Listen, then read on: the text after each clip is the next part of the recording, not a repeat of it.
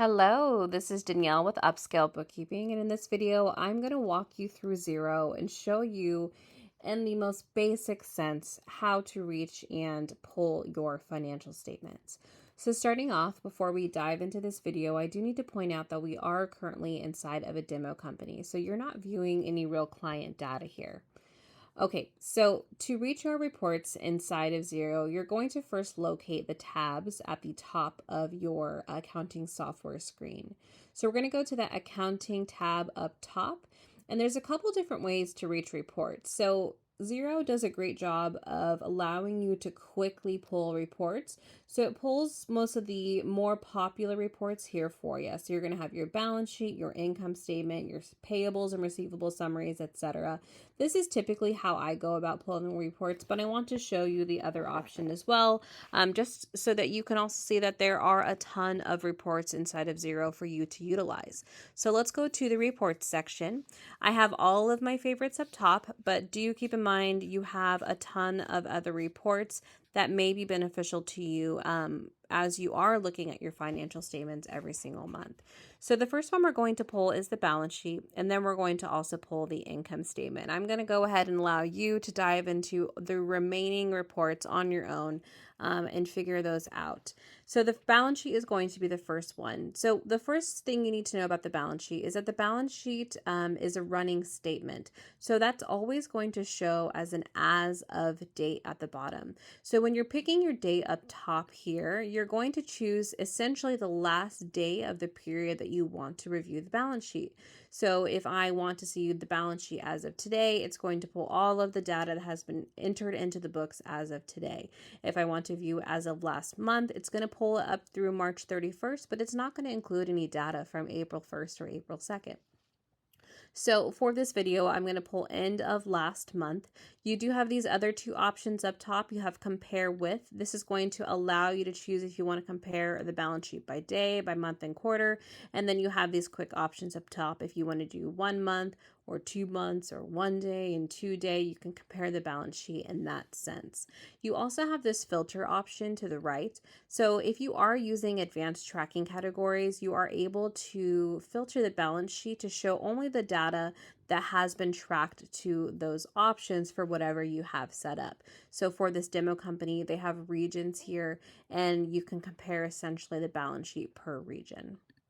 You do have this more option. This is going to allow you to choose between cash basis or accrual basis. You can show on the financial statement if you want it to show the basis that you've chose. It's going to demonstrate it right at the top. You can show account codes if you are using that in your chart of accounts. And then you have the option to toggle on or off the decimal places here at the end.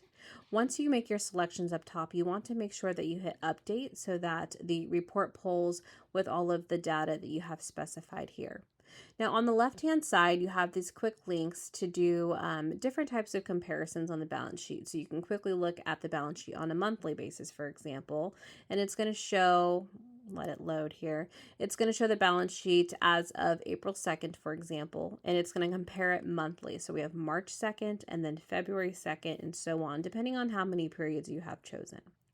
Now, the next one we're going to look at is going to be the income statement. So you can, of course, go back to accounting and then go straight to the income statement from there, or you can reach it from the report option. I typically like to pull my income statements by going to the very bottom of the balance sheet and then selecting the current year earnings here.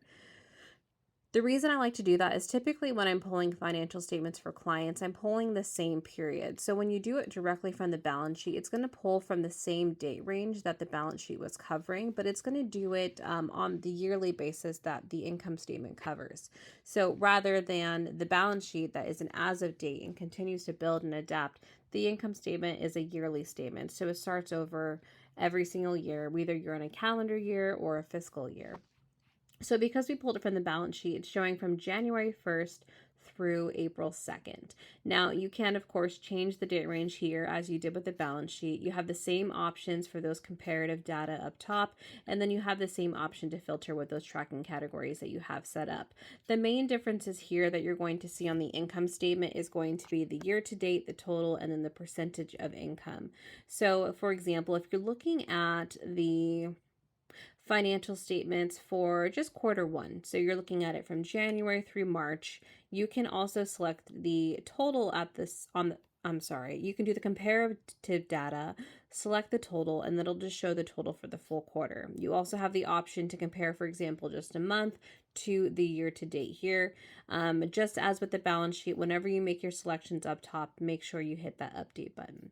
And then the income statement has a wider range of options here to filter the statement by. So you can do by budget variance. This is a great option to use if you are tracking the company's budget inside of Xero.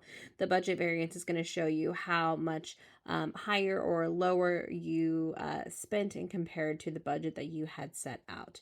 You have quick options to compare the current period to the previous 3 months, fiscal year by month, etc. And then you do have the option to compare the region here. So this is actually going to be, this filter is different than this compare region. So if you select the filter and you select your options up top here, it's only going to pull as a whole all of the data that goes onto the income statement, combining these three regions. If you go to the compare region to the left-hand side, and keep in mind, this may not be region for you. This could be location or different platforms that you're selling on. For us e-commerce, we typically use this for Amazon, eBay, Shopify, etc., depending on all the different channels that you're selling on.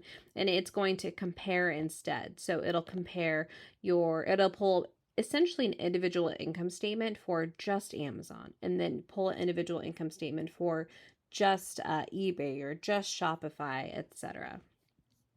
So those are the two reports that I'm going to show you in this video. Like I said, I highly recommend you go back to the report feature inside of Xero and just take a dive into all of the different options that you have for your business so that you can choose the ones that may benefit you most in terms of data.